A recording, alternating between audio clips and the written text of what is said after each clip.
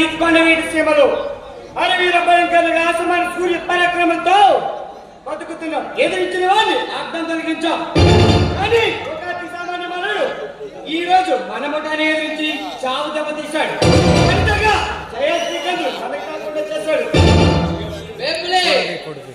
గత 20 ఏళ్ళుగా ఈ కొండవీడి ప్రాంతమే కాదు, చంబల్లో సైతం ఈ మహేంద్రుడి పేరు చెబితే గడగడలాడుకోవాల్సిందే. పట్టబడులు ఎన్ని దోపిడీలు చేసినా, ఎన్ని మాయలు చేసినా, 10 మంది మీద పెట్టి కాసినా మనల్ని ఎదిరించే దమ్ము ధైర్యం ఎవరికి లేదు. అలాంటిది ఆ దేవేంద్రుడు సైతం ఈ మహేంద్రుడు ఎదుర్కోబోయే పిల్లగా కబడ్డాడు. రాజా ఎవర్రా రాజా?